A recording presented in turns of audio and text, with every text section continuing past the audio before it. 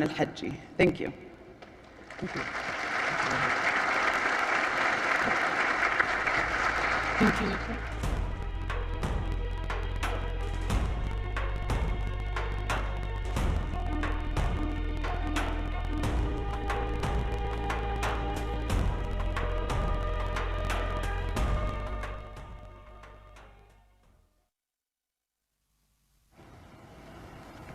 Well,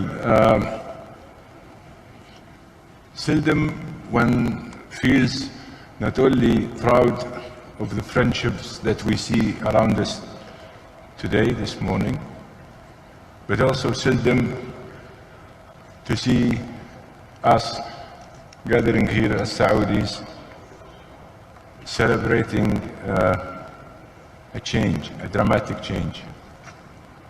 A dramatic change that is brought by our leaders, specifically a younger leader who is leading all the youngsters, and in that matter all the young, imaginative aspirations and goals for what not Saudi Arabia today, but what Saudi Arabia would be in the future. It's the beholding of today's matter to change it and to move it forward to a better future that will be led by this generation and the generations to come. So whatever you see today in Saudi Arabia, whatever you see tomorrow in Saudi Arabia, is not the work of myself or my generation or the generation that just preceded me or the generation that just came after me. I am empowered by a young leader who has the vision, and he is the owner of that vision, Vision 2330. But the empowerment has spread in Saudi Arabia to the many youngsters that you saw in the gallery, and the many youngsters that are working the day and night, delivering not for my future, but for their own future. And I'm proud to say, in Saudi Arabia, it is not the men of Saudi Arabia, but actually it's the women and men of Saudi Arabia that will deliver the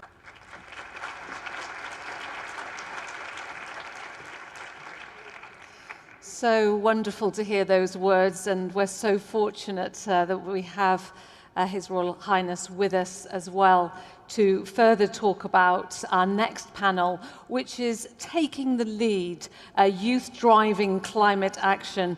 We're so excited to open up this panel for a conversation, and of course afterwards, later in the day, we will be doing, after this panel, a Q&A with His Royal Highness, which he's kindly agreed to as well.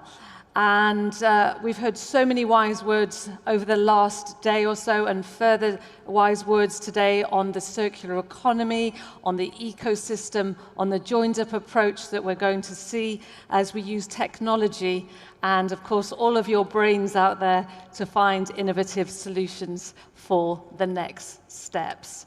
So it gives me great pleasure and a great honor to invite to the stage once more His Royal Highness Abdulaziz bin Salman bin Abdulaziz Al Saud. He is the Minister of Energy of the Kingdom of Saudi Arabia.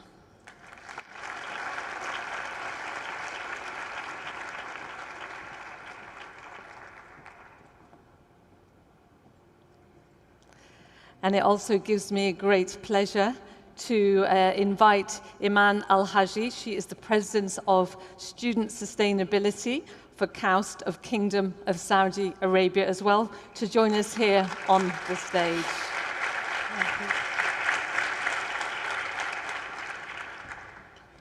Welcome, Iman. Thank you. Welcome, Your Royal Highness. we're going to push them a little bit because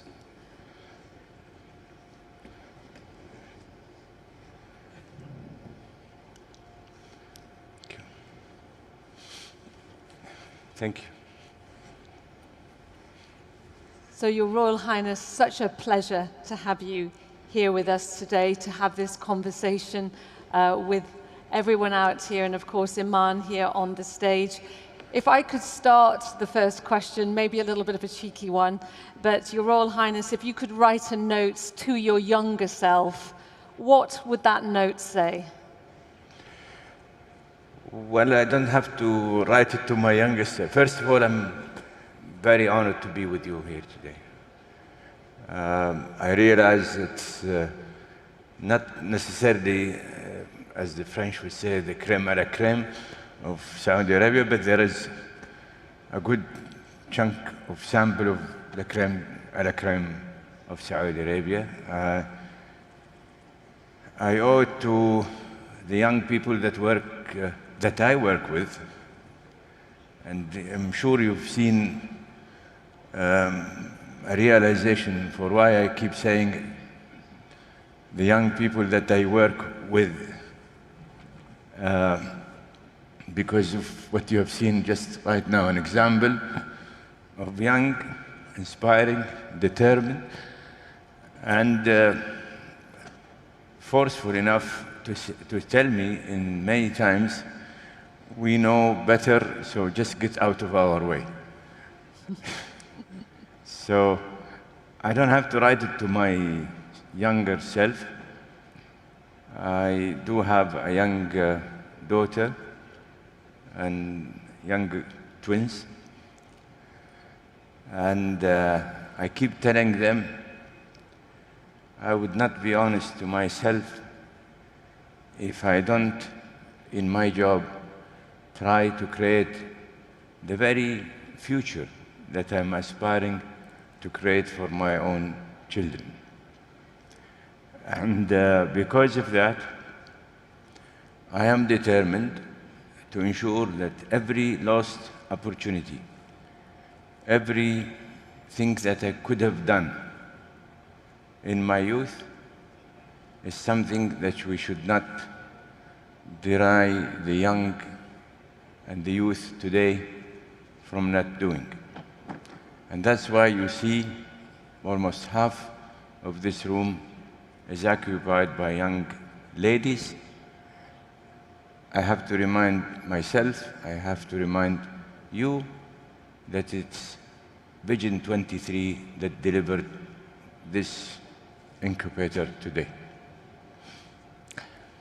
I'm truly honored to have the opportunity of this intergenerational dialogue with Your Highness Prince Abdulaziz.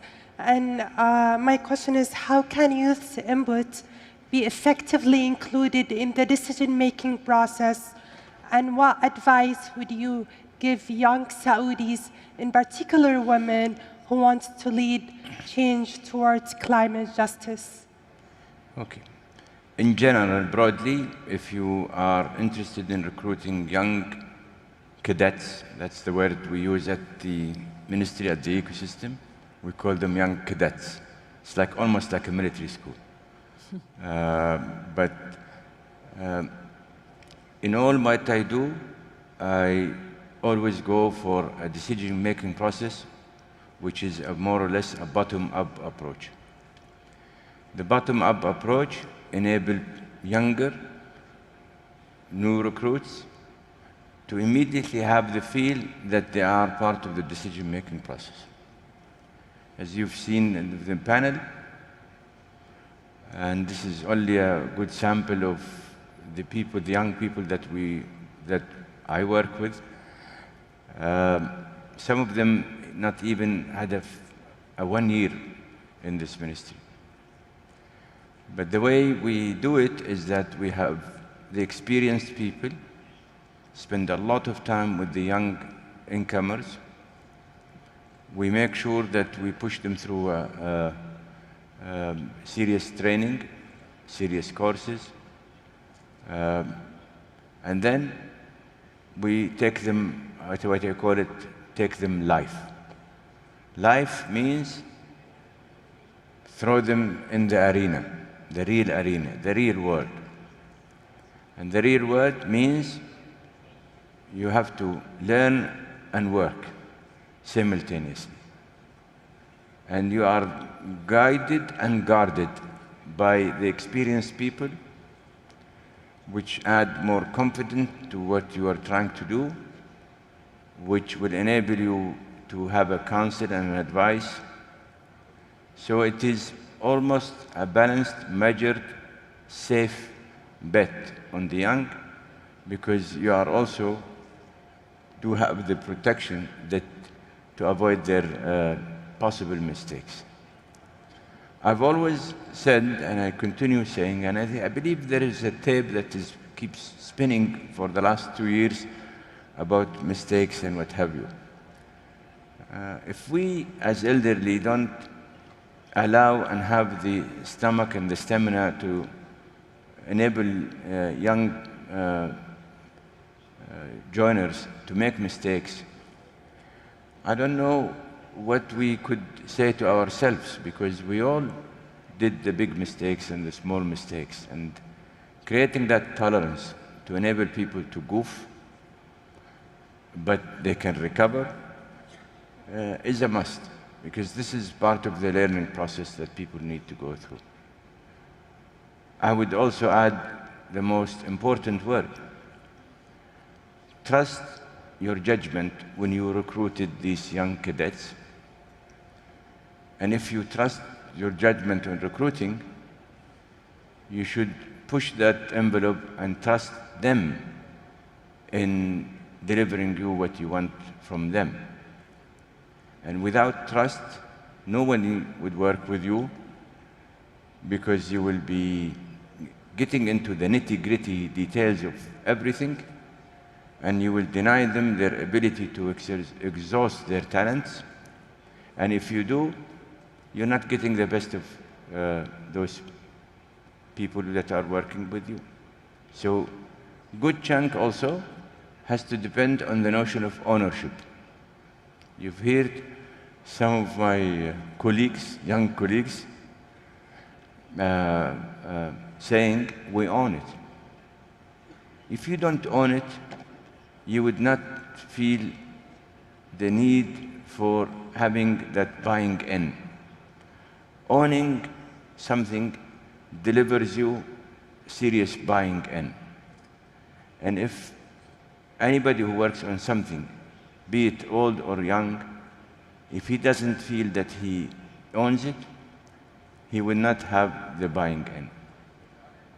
And that's why I keep emphasizing that none of the things, the good things that we would do, will happen without engaging everybody in a bottom-up approach. Your Royal Highness, thanks for your trust and empowerment. If there would be one word or one thing that you would say to young leaders, world leaders at COP26, and the youths watching the unfolding of their future, what would it be? Well, we made it easier yesterday, and we will even make it more easier tomorrow when the Crown Prince issue also his second set of initiatives. We cannot reach the world without a balanced view. Again, you've heard from my colleagues a while ago, their aspiration for continuous sustainability of the environment, yet you want to enable this generation and the generations that would come after with the enablers that would enable them to push the envelope when it comes to economic prosperity, economic growth, diversification of the economy, and what have you. And for that to happen, you need the financial resources. There is also the issue of what I call it energy security, which requires the world to be much in tune with the idea that we need all the resources in the world for us to energize the economies. And because of that, we need to work on the solutions that would mitigate the concern with some of the resources that are in use today, such as coal, gas, and oil. And for that to happen, we have two choices. There are those who advocate getting rid of these things, and there are those whom we belong to, that we should find remedies to mitigate and let the world congregate around the idea of emission reductions as opposed to the idea of getting rid of sources of energy. We accepted the challenge and we created this concept of the circular carbon economy, and we were going to move ahead with it, and we are moving with it, especially now we've got consenting parties as the G20, and also in COP26, hopefully you will see more emphasis on that. We already have partners, we're working, we have the team ourselves. By the way, the team does not only incubate people from the ministry or the ecosystem of energy. No, CCE requires a holistic approach that would include even attending to greening and attending to desertification and what have you. Thank you so much, Your Royal Highness. And now I'll hand it to Sarah. Thank you, Aman, and thank you for those amazing questions. I have just one more question before we invite the floor to ask the question, because that's why we're here today, is to listen to the youth and what they have to say. So when I was preparing this question, I asked my daughter. She grew up in the Gulf, she rides her horses across the desert, and I said, is there one thing that you would like to ask? She had a few, but one of them was, is the tech we need to solve this developing at the same rate as the problems we need to solve? I didn't hear the first one. She was saying that, is the technology moving at a fast enough rate to solve the problems that we need to solve? Is it moving at the same rate? You could answer her that I gave you this answer. You know, humanity goes through this issue of which comes first, chicken or the egg. I'm very determined that it's always the chicken. And the chicken would roast the egg. Now, the chicken in our case here is a belief in human ingenuity. Let us remember what was the word 100 years ago. Look at what medicines were created. Look at technology, how it evolved. Look at this and that, how it evolved. So we should start with the old recipe, believing in ourselves and accepting the challenge of creating solutions. Look at what the world did with vaccinations, for example. How challenging it would have been had we not got the right technologies of today. Who could have believed that in a matter of less than a year, vaccinations were created in masses? So I believe the chicken is the will to create the technologies, and the belief that these technologies, if developed, will be the right solution.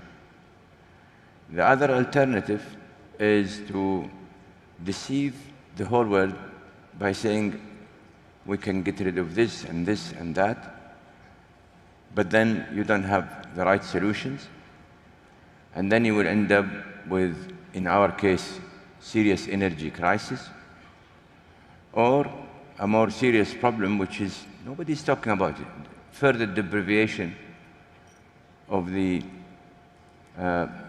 basic energy requirements for billions. Let us not forget, which is a number that's not my calculus, it's a UN report. 3 billion people in this planet Earth are suffering from energy poverty. 750 million people in this world are denied the access of clean energy for cooking. Hundreds of thousands of people die from burning and using biomass. And sometimes they would use it for heating, and they will suffocate and die. Diseases comes out of that. The set of priorities need to be fixed between those who have progressed and are there at the high level of economic prosperity, and those who have not even felt the notion of economic prosperity. So part of the problem that we exist today is that there are those who think of a top-bottom approach, and they are complete denial of what is happening to the ground part. And there are those like us who would like to encompass everybody in a genuine, inclusive way to bring solutions that address all greenhouse gases. All sources of energy should be there, and the mitigators would be there if we can congregate as a word delivering these solutions, technological solution. To name few, in Saudi Arabia we have KAUST, we have KFUPM, we have King Abdulaziz Research Center, and we're working, sustainability program. When we created it, we worked with 50 different international institutions, universities, labs, companies. So, and we have the competence and the capability of integrating these people and integrating the work. So here we are. I hope I provided your daughter with a convincing solution. She'll be watching on YouTube, so I'm sure she'll be absolutely delighted with that answer. Thank you very much, Your Royal I'm willing to carry on the conversation with her if she's... Again, I have a very cynical children, but I guess you should be, because I've only seen, this is an advice, be cynical and question everything. It is your best way to learn. When I was at KFUPM, most of my professors actually tagged me with the name Mr. Y. So I'd really advise you to be Mrs. Y and Mr. Y, What a fantastic question. And you talked about there, Your Royal Highness, about the grassroots level. That's why we're all here today at the Youth Summit. So I would love actually now to turn the floor over to those voices that are joining us today. And I know it can be a little bit intimidating. We've all been scared once about speaking to people, but we have some people here in the middle that would love to ask you, Your Royal Highness, a question. If you could state your name, and then His Royal Highness can hear who's speaking to him. Can you allow me just to speak in Arabic? Okay. Your Royal Highness, we are very much honored, of course, and we are very much entertained and very much happy today. Yesterday, of course, Your Royal Highness, you are the star, the superstar of this initiative, and we are very much pleased because we are now set in a clear-cut vision. My question is to Your Royal Highness is, there are great efforts put in by different entities and institutions for the sustainable development and to protect and maintain the ecosystems. The question is, are such efforts made by or in silos, individually, or by groups? The question is, can such efforts be made under one umbrella, such as, for example, the initiative of Green Saudi or Saudi Green Initiative? First of all, all the initiatives mentioned yesterday and today are all by the Crown Prince, His Royal Highness Prince Mohammed, who supported us to restructure ourselves in such a way as to be more resilient, more reactive, more responsive, more productive, more helpful. And these initiatives and the upcoming initiatives tomorrow In fact, they are collective initiatives. Different sectors have contributed to making such initiatives diverse sectors based on the nature of the initiative and what it is that needs such initiative to see light. So what was supported, of course, the system of energy did support us. This is the way we put an initiative into action or into play. First of all, if we have something important, we need to see who key partners are ours, even like in the private sector or even the public sector. And normally, we cooperate on certain issues that are relevant. Other than their engagement or involvement, we also empower them and enable them to feel that they co-own this initiative.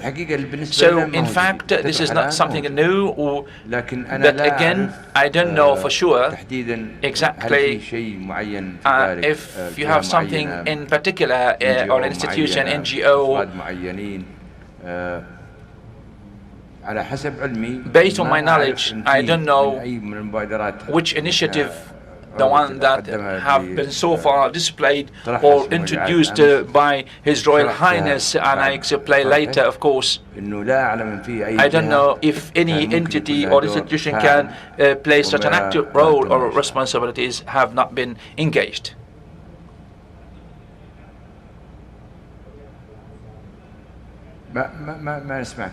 We cannot hear you, I'm sorry.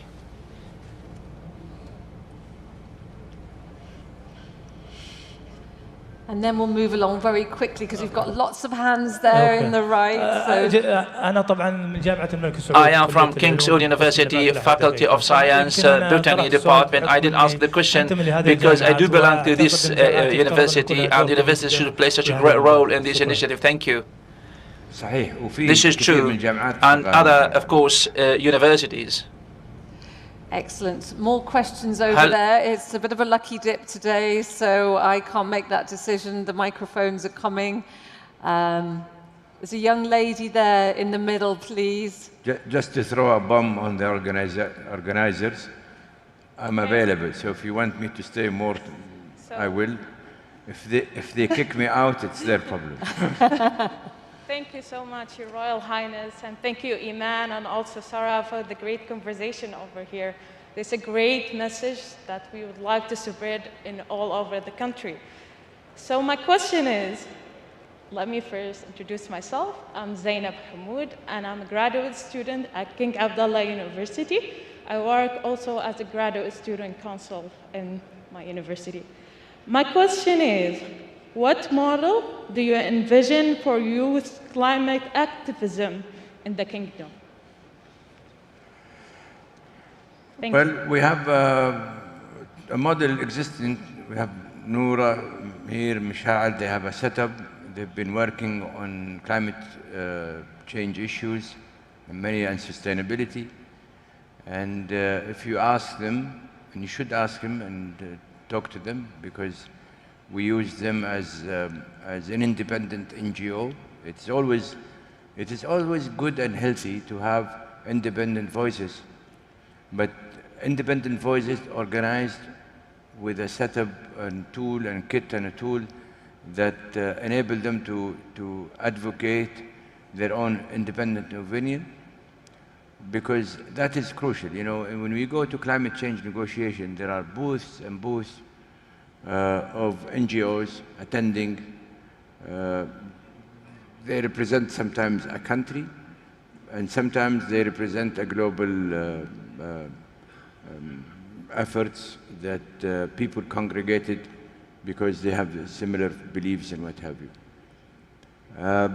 We at CAPSARC, at King Abdullah Research Center, we're creating now something. I'm not going to give you the name for it until it pops out, but actually it would be a type of an incubator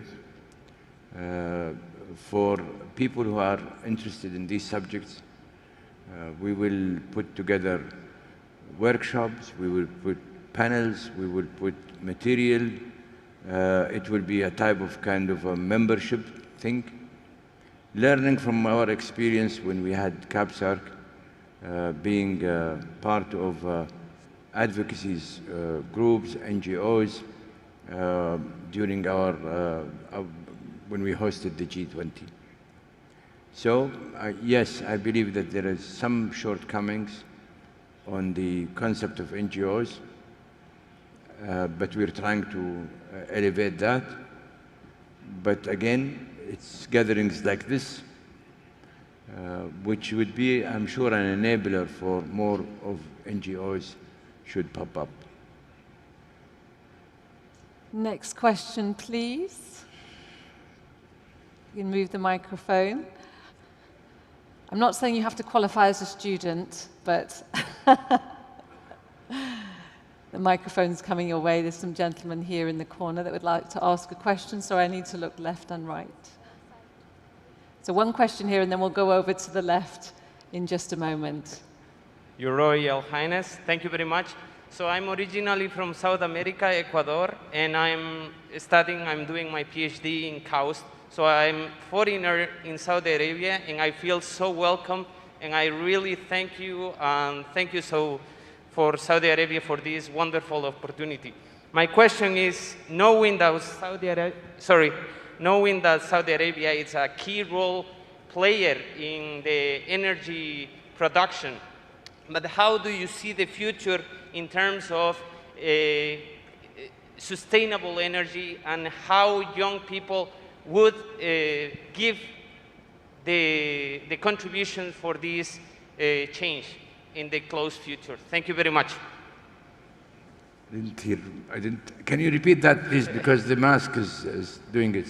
Sorry. So the question is, knowing that Saudi Arabia is a key player in the energy production, what would be, or how do you see the future in terms of Saudi Arabia, the role for this global energy transition? You know, as cynical as I am always, and I will continue to be, I can't change myself being cynical at this age.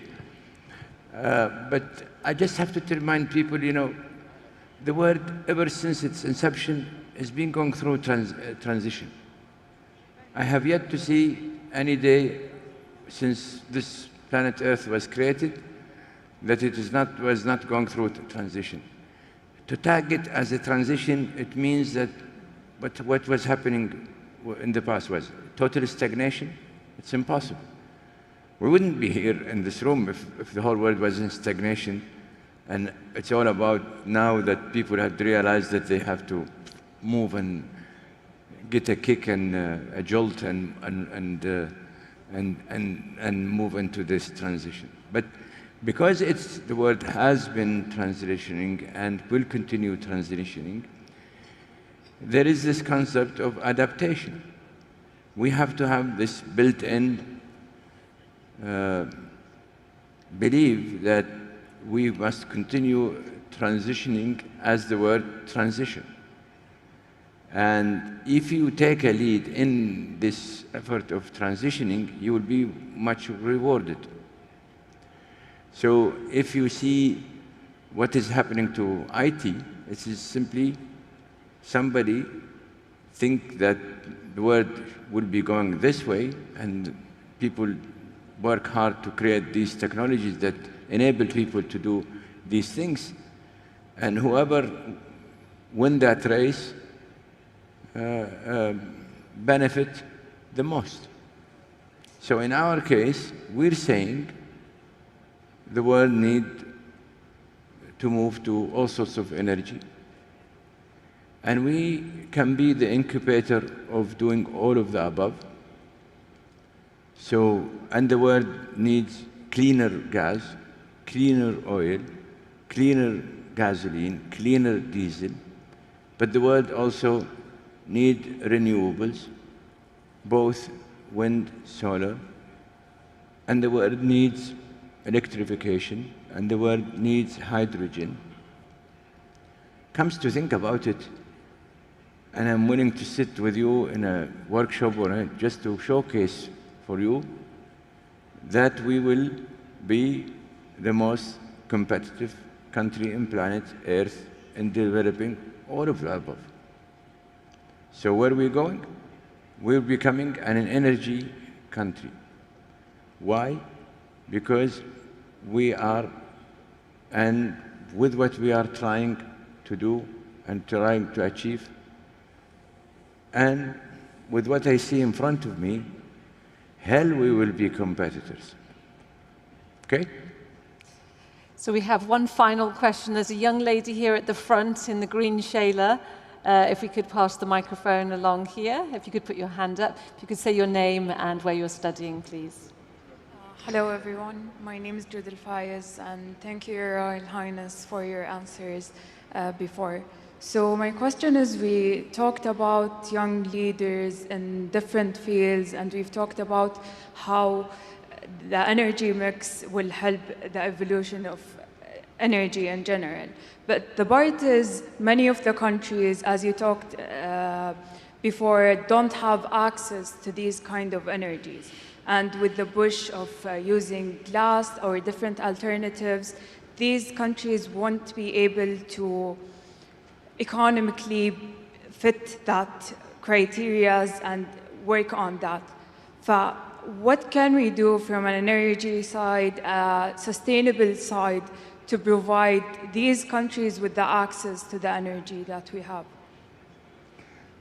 Well, you know, I'm chewing my tongue because I want to answer you properly, but I will probably, prudence would dictate that I should ask you to wait until tomorrow when the Crown Prince launch the second set of his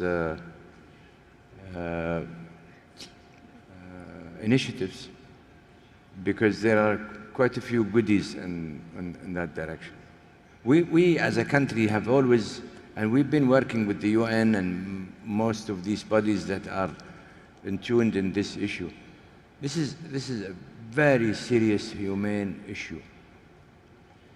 The world cannot be satisfied when there are a set of countries that are growing and prosperous and healthy and what have you, and would like to cocoon themselves with an ecosystem, an environmental ecosystem, protective ecosystem, and they are not mindful of the other set who are, as I said, deprived of their basic needs.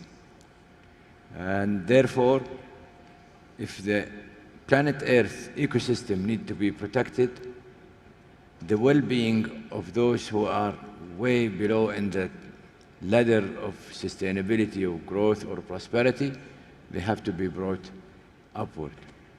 For they then can realize the importance and the prioritization that the upper echelon are focused on. Well, thank you so much for that question, and thank you so much for that answer. Where is Richard? Would you like a... Short of somebody throwing a bottle on me, can we have another 5 minutes, if you don't mind? Or are you going to kill me now? I'm sure he'll give you another 5 minutes, Your Royal Highness. Okay. Maybe I thought the bottle was coming. Not yet, not yet. I think we had some questions on the left-hand side of the room. I'll let you pick, because I know they've been very patient there. My name is Muadil Dosri. I'm a research engineer from SABIC. And my question is, what is Saudi Arabia objective in terms of energy export? Does the kingdom plan to export energy in the near time run? So this is my question. Thank you very much. Mark my word and tape it and remind me of it. We are the best and biggest exporter on planet Earth when it comes to oil.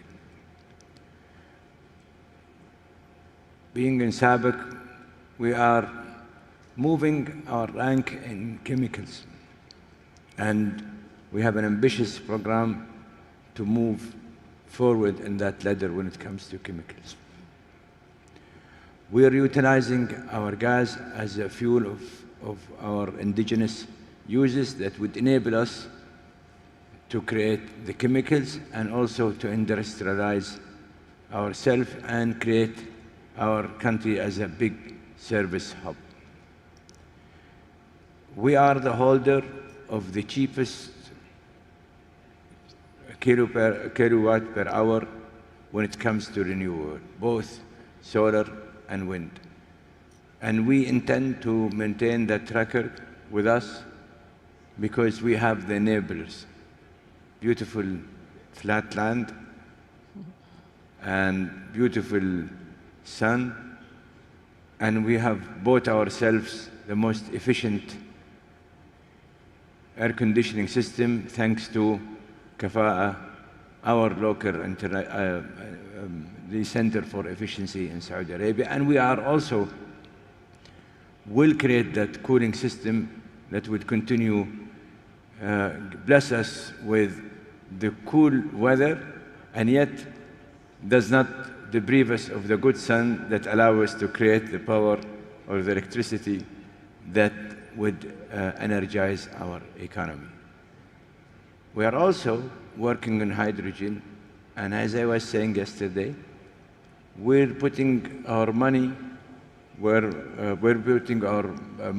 our mouths are. Let's not forget in NEOM today, we have the biggest adventure when it comes to green hydrogen. We have already exported, in case some of you don't know, some ammonia coming from blue hydrogen. And mistakenly, I did mention some numbers yesterday because the whole thing was so, but we intend to produce and export something within the neighborhood of about 4 million tons of hydrogen by 2030. Why? Because green hydrogen is produced through renewable and water. As a holder of the record of renewable, as a country that worked hard for 50 years on desalination, we have created even our own technologies. We are now creating water using electricity instead of fueling it with gas or liquids. So we're moving to that direction. Both renewable and some desalinated water is the ingredients that would allow you to produce green hydrogen. There is nowhere in planet Earth can produce both at a cheap cost than this country. When it comes to blue hydrogen, again, we have a prolific gas base called Jafurah. We're going to use it to energize our economy, and good chunk of that amount of Jafurah gas will be dedicated to generating blue hydrogen. Believe me, we are approaching today, yesterday, and we will tomorrow, asking people, asking countries, such as Japan, such as EU, give us your future demand for us to enable us to start working on them, because we would like to be ahead of everybody in that game, and we would like to be the biggest supplier to hydrogen.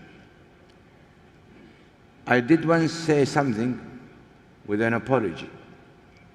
I said, my apologies, ladies and gentlemen, Saudi Arabia is determined to be the energizer of the whole world.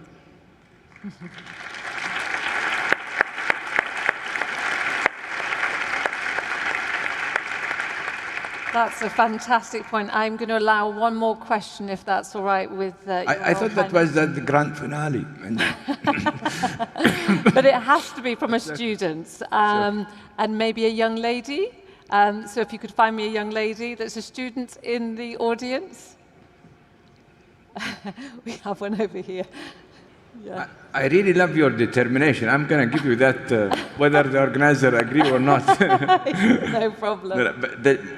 Go ahead. But you know, I'm full of sympathy for my friend here.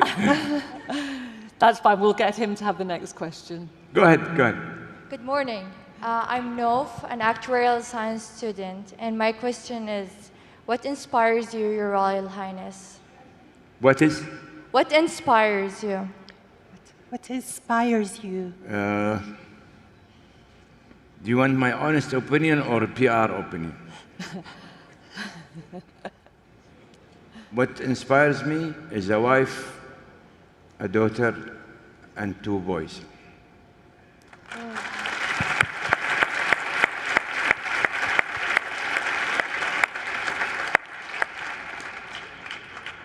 And if I am honest, I would like everyone in this room and everywhere do that. Because if we have a strong bond with our families, determined to give them what you really like to do to them, to give everybody what you really like for your own family, we're in good shape.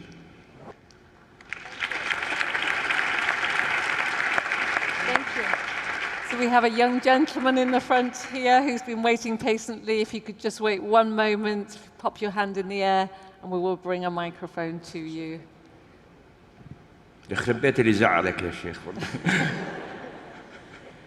السلام عليكم. أنا ياسر عون من جامعة الملك عبد العزيز.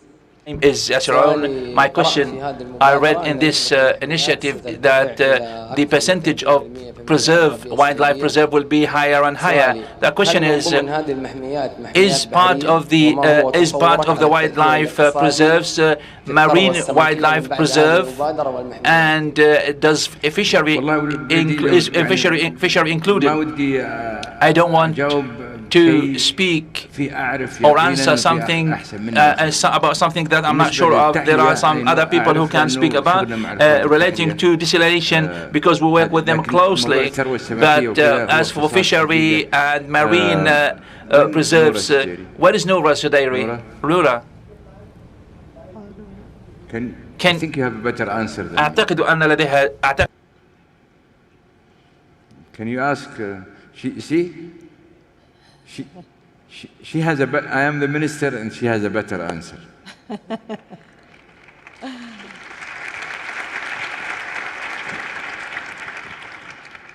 Our authority in marine diving. Go ahead. Yes. ممكن تعيد السؤال? Can you repeat the question, please? Yes, if you could repeat the question, please. Hello.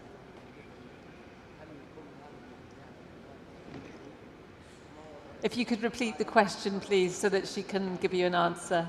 أيوة. ما أقدر أردك على الجهة المادية. ولكن نعم حتكون. I cannot.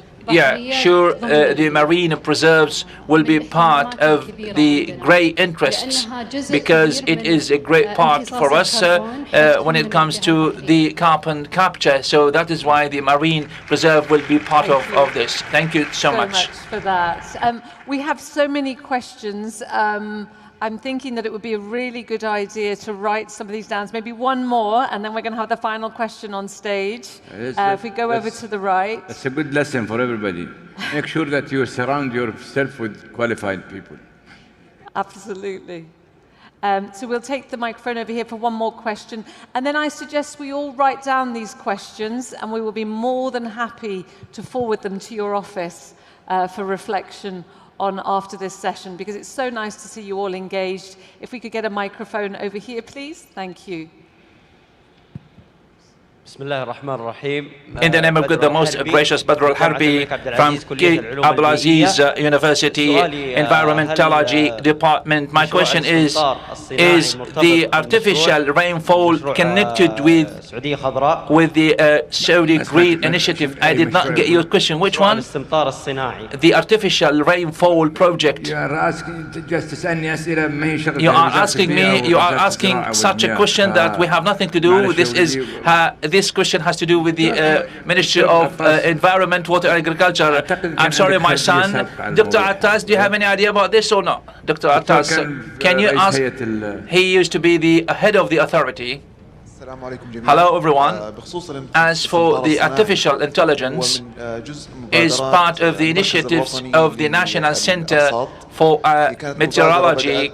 It was an initiative of the Authority of Meteorology, and now it is moved to the National Center for Meteorology. So if you want more information, you can communicate with me, so I can direct you to the right people. So I'm afraid I'm going to have to cut it short, if that's all right. I have a suggestion. I think I have few of our cadets in the ecosystem here. If I can lean on you, work out an arrangement before the end of the day that you create a type of arrangement where good chunk of, not an email address, no. I want it to be more or less transparent, maybe a WebEx or something, where I could, those of our potential, hopefully, I really would like to encourage you to come and work for the energy sector, specifically the oil ministry and then the rest. So, but for that, I honestly, I would believe if we can create a type of a WebEx additional event where our friends here who would like to carry on asking questions, that we should keep the discussion alive and continuous. So can I lean on the 5, 6 cadets that we have had here and others here to create that and work it out? And they will announce their names, so you could approach them, and they will communicate with you on how to reach them and how to approach them. And I could be for an hour and a half, if you want, going through that further exchange. Okay? This is wonderful. Yeah, a really wonderful, elegant solution. Thank you very much. And Aman, you had the last question here with my daughter as well. We were talking about this before we came on. You said that children are asked the most difficult questions. So Aman was listening to my daughter and she said, what will be not just difficult, but also sometimes embarrassing questions. This one might be. She said, what will be your next car? Certainly not electrical.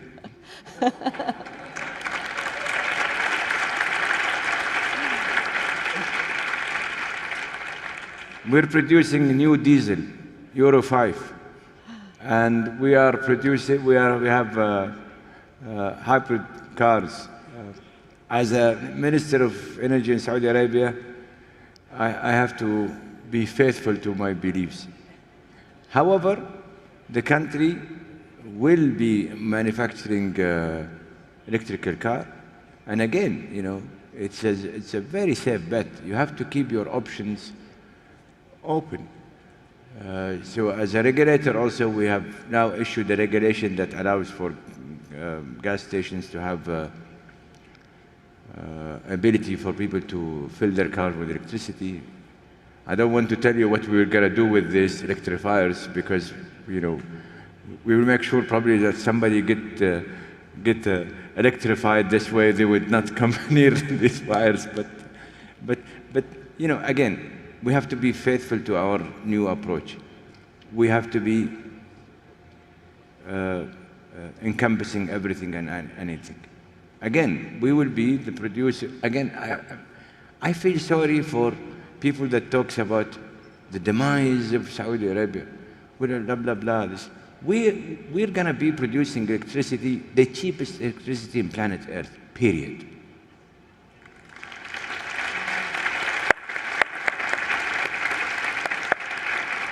Well, Your Royal Highness, I would like to end on that very positive note from everything we've heard today. Thank you so much for being so generous with your time to all of us here, and I think that's an excellent suggestion. Please make yourself known, and we'll be delighted to forward those questions and help you arrange that. So meanwhile, a big round of applause for His Royal Highness Abdulaziz bin Salman bin Abdulaziz Al Saud, Minister of Energy for the Kingdom of Saudi Arabia. Thank you so much.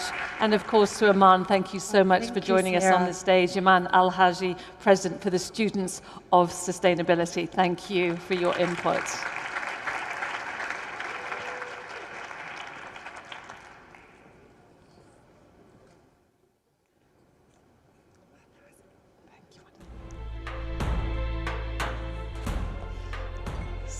So that certainly gave us a lot to think about, and we were so privileged to have that conversation and really get to the grassroots levels of the questions that are being asked in the energy sector at the moment.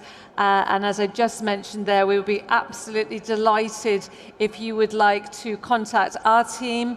And of course, that from the ministry, they were involved in the first panel. So if you check out the schedule, you'll be able to see their names and they will make themselves known to you, and we would love to have you as part of that conversation.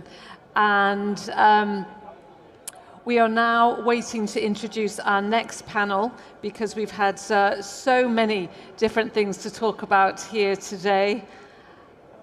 And I'm sure we'll have so many more questions to be answered as well. But our next panel will be Becoming Change Makers, Finding Your Own Way. So we would love you again to have a big round of applause for our moderator, Mishal Saud Al-Shalan, as she welcomes her panelists onto the stage. Welcome, Mishal.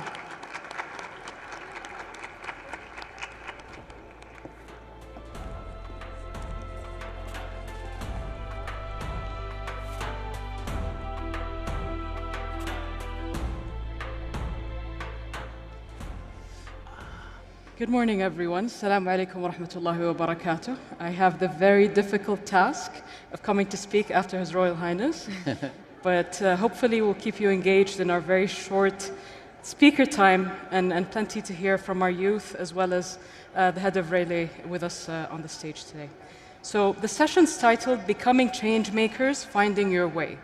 And I think there's no better way to just jump in straight and get a sense of how did you decide to go down the pathway that you're going in? So maybe we can start with Lujain. Our first speaker is Lujain Al-Kharsani. She's the Senior Strategy and Sustainability Manager of in the Public Investment Fund, working, of course, within Saudi Arabia. So Lujain, you have the floor. Thank you so much, Mashail. And I think this is such a great question. And I think that a lot of us face a similar moment. The moment that I have really started taking more green approach into the way I live my life is by saying, where would I put my money in? I have a sum of money, I have access money that I would like to invest in. Am I really gonna put it somewhere that would generate return for me and also be better for the environment? Should I put it in healthcare? Should I put it in energy? Or what is the best place? And myself being a Miss Y and asking all these questions, I came to conclusion that I decide to put my money where it is a place that is green, that is better for the environment and actually helps us having a better life. And my story with coming to this journey, I worked as a senior strategy manager in PIF, but then I echoed my beliefs and my investments, and I talked to my leadership. I have a very supportive leadership with Tim and Badr and from the government overall. And I've voiced this over and said that I would really like to work in more green initiatives. And this is where the turning point happened. And I moved from just being a strategy and a business strategy to actually being a strategy and sustainability manager. And this is amazing because it provides us with the right resources that with the way that I'm working every day, I actually work in something that I'm passionate about, change the world, and talk to people like you today, to the youth, and tell you that it's actually possible. My career started 5 years ago. It didn't start 20 years ago. I'm only 25. And now I'm working with a public investment fund, generating a lot of sustainable projects that are actually fun for the youth. So this would be my answer to your question. Fantastic, and I think a lot more opportunity given the announcement of yesterday of Saudi's commitment to neutrality by 2060. So maybe I'll jump next to Nasreen Nassim. She's the chair of the UN Secretary General's Youth Advisory Group on Climate Change, and she joins us representing Sudan. But long journey, I think very little sleep, but we're very keen on hearing your story. So Nasreen, please. Thank you very much, Bashar, and for my co-panelists. أولاً صباح الخير عليكم جميعاً. First of all, good morning everyone. I am very happy to be here in the Kingdom of Saudi Arabia and among such a great youth. أواصل باللغة الإنجليزية. I speak in English so that you can follow up because Oliver with me. أنا هعرف بالعربي وبعدين نحول إنجليزي. اسمي نسرين الصائم. Name is Nasreen As-Saim. I am the head of the Youth Council of the UN for Climate Change, representing in Sudan. The group was formed after a UN decision made, Tony Guterres, by, of course, a consultative youth council. I am the only Arab one and the only African in the group. I am the head of the group itself. What is important is in this journey, as Mashayikh said, is that the work for the change and for the environment, be as a Sudanese and across the Arab world, is not just like an option. It is an ethical commitment because the Arab region and Sudan in particular will suffer a lot from the climate change. And now I will switch to English. So my name is Nasreen As-Saim. I'm the chair of the UN Secretary General's Youth Advisory Group on Climate Change. It was formulated by decision of the Secretary General, Mr. Antonio Guterres. We are 7 in the group representing different areas of the world, and I'm representing the African continent, but also I'm the only Arabic representative in the group. And I said earlier that doing climate activism or climate advocacy for me is not only an option, but it's a moral obligation. Why moral obligation? Because our community in the MENA region or the Arabic region and Sudan specifically is going to suffer, actually suffering right now very much from the impacts of climate change. And unfortunately, it will only get worse and worse and worse. For that reason specifically, I decided to work on environment and climate change almost 10 years ago. I started in 2012 when I was 16 years old, and in January 2022 it will be full 10 years of climate change and environmental advocacy. And it happened by coincidence because when I was 16 I was freshman at the university, and the university closed for political reasons, so I had 3 months of nothing to do. So I decided to start my voluntary work in one of the oldest organizations in Sudan, Sudan Youth Organization on Sudanese Environment Conservation Society. And there I met very climate activist and climate scientist who actually took me there. And then I participated in my first COP in Paris 2015. And there I started doing the negotiation part. So now I have the hat of the youth activism, but also I have the hat of the climate change negotiator. I negotiated gender and capacity building at COP21, COP22. I negotiated action for climate empowerment at COP23, COP24, and since COP24 also I am currently negotiating technology transfer. I will be also going to COP26 directly from Riyadh, and today I received an invitation letter from the Prime Minister, His Excellency Boris Johnson, to speak in the World Leaders Summit on the 1st of November. So what started as a young underage, actually I was 16, environmental activist in one of the small, it's not small, it's big and old, but I was small at that time. Developed until I reached the point where I can actually deliver a statement in front of more than 100 head of states in Glasgow. And it wasn't easy, but when you determine to do something and then you dedicate time and effort for that, it will be helpful. And I just want to use a small quote, which is, luck always serves the ready people. So if you're ready and you had the good chance and you took it, then this is what we call luck. Fantastic, fantastic. Thank you so much. Yasreen, an inspiration, hopefully inspiring others to see from our perspective and vulnerability. We have another youth leader here somewhere, Natalia from KAUST. I don't know if she's still in the room or she followed the minister as well. But she was one of the people who identified the change that's happening in the kingdom already of a temperature range increase of up to 2.4 degrees. That's quite extensive. When we're discussing these changes in the abstract in terms of the median changes globally, these political targets of 2 degrees C, we tend to forget that we are already experiencing change, and more so in our region than anywhere else. So thank you for being a voice for our region in those spaces. So next, I'll jump to Julian Olivier, who's the CEO of Rayleigh International. Rayleigh International is a youth-driven organization that supports a global movement of young people to take action. So we've been speaking a bit more of the local work, the work at the UN level, but explain to us a bit about how did you come about to leading an institution that works on the international level and doing great work in empowering the youth in those regions. So please go over to you. Great, thank you. And so when I was 17 years old, I took part in an international volunteering program in Hungary. And when I was there, I was really lucky to meet young people from all over the world, from Africa, from Asia, Latin America, Europe, North America, and from the Middle East. And when I went on the program, I was kind of interested in these topics, but I didn't really know a lot about it. And it was actually talking to other people who weren't from my country that I realized that the real importance of trying to take action on these themes.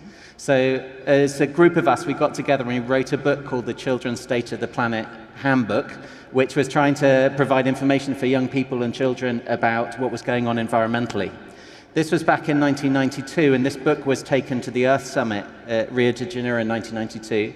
And in the early 90s, I similarly was part of UN processes at the Commission of Sustainable Development in New York, representing young people and lobbying for a place for young people to talk at that space. Most of the time, we were ushered into another room. We had, even as happens today, young people have events in other countries, not really in the main event, but we were fighting for young people's voices to be heard. We didn't have all the scientific information back then, and it's frustrating to feel that even back in the 1990s, we knew that there was a significant problem facing our planet, the loss of habitat, the loss of biodiversity.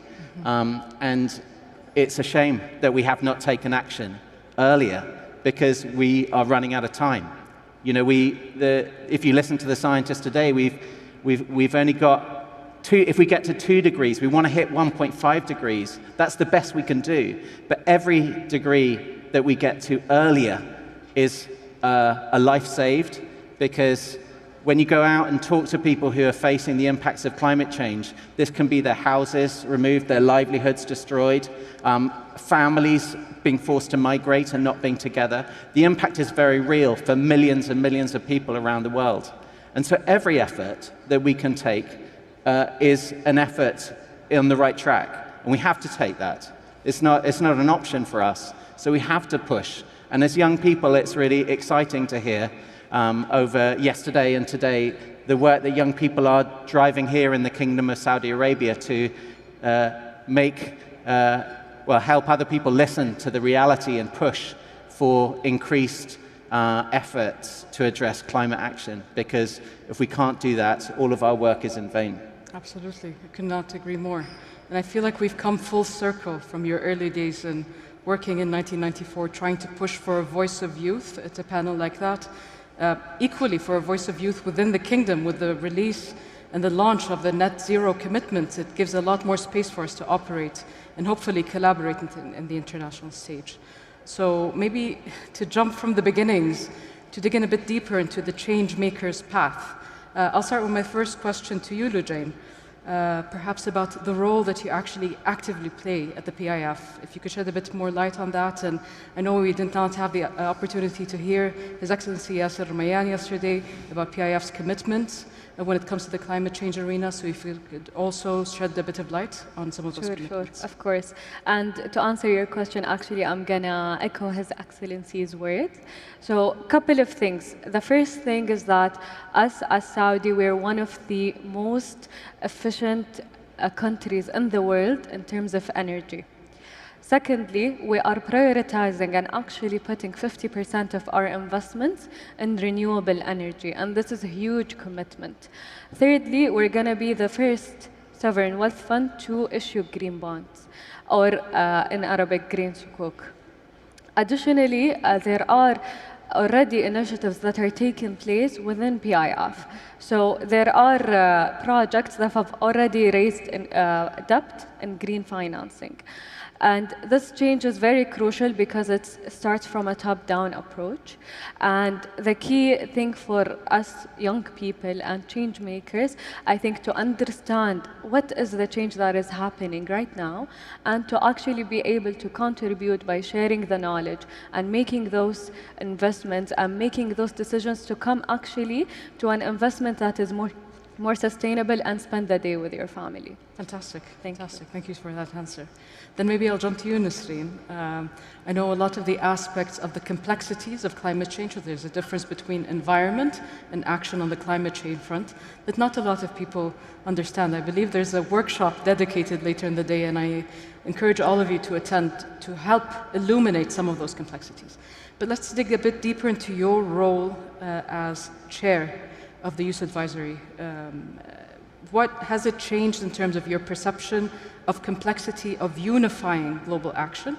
But equally, how has your role allowed you to influence change on the ground in Sudan, the land you love and we love, all of us here in Skindler? Allah يسلمك. شكرا. Okay, it's a big fat question. Indeed.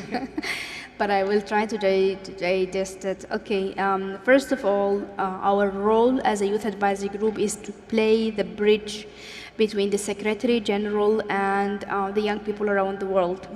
Our role is exactly to be the young eye of the Secretary General on not only how things is happening around the world, but also how UN itself is doing regarding climate change.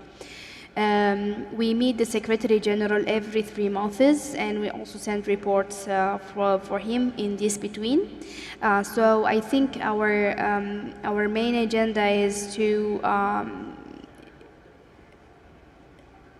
push this flood of young people within the system, the whole system of not only UN, but the whole advocacy for climate change. And how things changed is a big question. First of all, now you at least have one representative of youth in every panel, and this is something we didn't have before. So now they acknowledge the role of young people, and they know that they have to have one young person in every session. Also now people listen to young people because high levels decided to listen to young people. We changed or added or modified the Secretary General's climate strategy several times, not only one time. And we also have meetings with different stakeholders within the UN and also outside the UN to speak about their initiatives, how can we include more young people, how to actually raise the ambition and have more results-oriented. And speaking about the results-oriented, it's so different from a country to a country when we speak about climate change. For example, in Europe country, they are speaking about electric cars, okay? In Sudan, only 30% of population have access to electricity. And the population is 40 million, so only 12 million have access to electricity, and the rest, which is almost 28 million, doesn't have access to electricity at all. So how are we going to charge the electric cars? We have only 18% infrastructure of roads. So even if we got electricity, where are these cars going to drive? We are speaking about climate crises, floods, droughts, people dying, houses destroyed, and it's a total different context from the developed countries. For example, Saudi Arabia and the other OPEC countries and the oil producer countries are speaking about carbon capture, but the whole African continent is only responsible for 3% of the emissions, yet they are the most hit by the climate change. If we took South Africa, Egypt, and Nigeria out, it's only 1% of the global emissions coming from Africa. So try to multiply to subtitle 1% over a 51 country, and I think it's 0.0008, something like this. Noticing these different contexts and different resources and different problems in different countries is very, very important. For example, if I'm talking to someone from Maldives, I cannot talk about how hot it is, because Maldives is only, the highest point in Maldives is only 2 meters away from the sea level. So they lose 1 centimeter of Maldives every day. So every day we lose 1 centimeter. I think by 2060 we will not have Maldives anymore. So I encourage you all to visit the small island states, because soon we will not have it. Yep. The Antarctic, they are talking about the melting of the ice, and it's a big problem because these communities, the indigenous knowledge, all of they know is ice-based. Yes. And now taking this ice off them, I don't know if they will have something else to do or not. It's so complex, and every community have their own properties. And we need, when we speak about climate change, we have to actually take care of everyone, because climate change is a global problem. Agreed, absolutely. And there's a huge opportunity, I think, within the minds in the room and who are tuning into our live stream today, to sort of tap into their innovation, but then change it into action. And that's, I'm a bit alluding to the space of my question to you, Julian, is that there's a theory to the madness of delivering on tangible, concrete action on the ground. Could you talk to us a bit more about that theory of change, and perhaps some of the role that behavioral research could help in nudging behavior at scale, at the scale that we're talking about, on a planetary scale and not on the scale of the individual, perhaps? Okay, so over the last 2 years, we've done a global youth consultation with young people, and many young people are worried about the climate emergency and the biodiversity emergency. They're also worried about having a fair world, an inclusive world, and they're also worried about work. What sort of job am I going to have? Because you can't be an activist if you don't have support. You can't do that on your own. And it's not all on young people to resolve this. It's on everybody to resolve this. So what we recognize and what young people are telling us is that they don't always know how to take action, and they don't always know what to do, and they don't always have the connections, and they don't have the funding to be able to make a difference as young people, not as the future, as the now. And that's what young people were asking of us. They were saying, what is it that, we want to take action, but we don't know how. So we've been thinking about the theory of how young people can create change. So young people who need support to be able to have those opportunities. And we talked about some of them today. You can learn about them in education, you can study at university. But I would also ask you to go out and connect with nature, spend some time in a beautiful environment, because that is going to help you inside of yourself. I also would recommend that you spend some time talking to people who are most affected by this problem. I, for one, took a journey as a volunteer, and I took part in an international volunteering program. I got to work alongside people from different parts of the world and lived with them to understand what the issues were. Because if you're not curious, as His Excellency was saying earlier, the question, the why, you have to learn. If you don't know what the problem is, how can you take action? You can sit in offices and imagine, okay, we're going to do this, this, this, and this. But if in the real world, that isn't the reality of people, all of your ideas aren't going to work. You have to involve everybody who's affected by the problem in the solution. We can't just be the privileged few acting on behalf of people. We have to be involving everybody in the solution. Otherwise, it's not going to work. So you need to get out and speak to people and engage with people and learn. Once you've got to that level, you might be at a position where you're informed enough, you're skilled enough to be able to start what we call contributing or collaborating with others to create change. So we might call the bottom level maybe being youth-centered. So these initiatives where young people are working and have opportunities to input and take part. But that's not the same as being youth-driven, which is where you might be not necessarily setting the agenda, but you might be collaborating on what the solutions are. And then the top level might be as what we call an initiator level, which is really being youth-led, which is where young people are setting the agenda.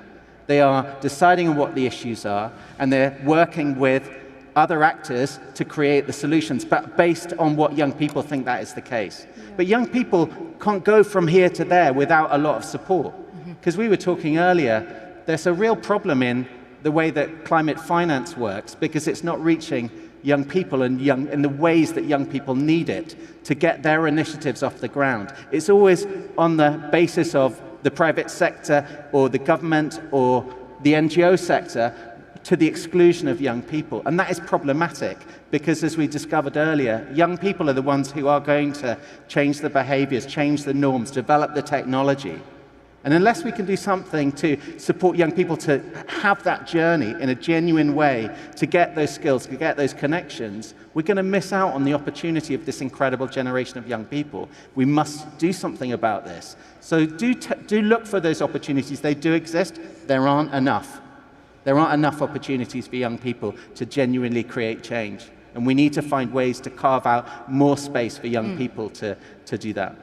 So maybe then I'll leave you all with one key takeaway from yourselves to the audience. What's one thing you want them to remember of your presence here on the stage? What's one key message?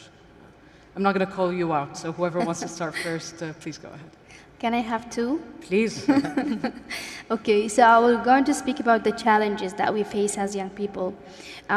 We have something called climate change anxiety, which is now young people feel that whatever we do, whatever it's happening now, it's not enough, we will not save the world, and etc. Yeah. This might be a way of being very rational of what's happening right now and what result we want to have. But this doesn't mean that we lose hope. We actually advocate more to actually reach the goals that we want to reach, not lose hope and stop doing things, because we don't have any other option. Me and I'm sure many of you will not just wait and still to die or roast or drown under the water or something like this. So don't lose hope. And also regarding the finance that my colleague here mentioned, I really wish if, for example, the Green Initiative or the Saudi Arabia can have some sort of financing instruments for young people around the world to be able to do their projects and actually advocate more for climate change and environment. It will be very helpful because it's really hard for young people to access finance. It can be run by the embassies, it can be run by the initiative itself. There is hundreds of ways that such an initiative can help young people around the world. Absolutely, and I think yesterday's message was we're going to lead this transition to neutrality ourselves, yes. And we'll be financing it ourselves, but also financing innovation, so that's a great point. Please, Jane, go ahead. I think from my side is just to be aware of what's the impact that you can make, what is happening around the world, and make actions based on that. This would be my takeaway. Fantastic. Julian.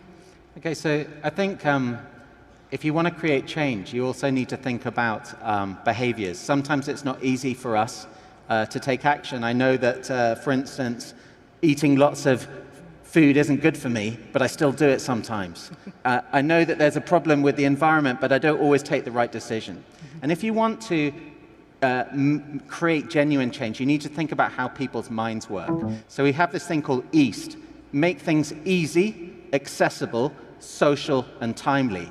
So if you want people to do the right thing, make it as easy as possible for them to do it, because then they'll choose to do it. But remember to do it at the right time, because otherwise people might not be doing the thing at the right time. Yes, so really think about, if you want to create change, think about how people's minds work, rather than just telling them that they have to do something. Think about what's in your brain, and that will help you unlock the secrets to genuine change. Absolutely, very great point. So thank you very much for joining me today, and wish we had more time to chat, but I'll leave it all to my colleagues. Thank you. Thank you for sharing. Thank you. Thank you. Go ahead. الله يعطيك العافية.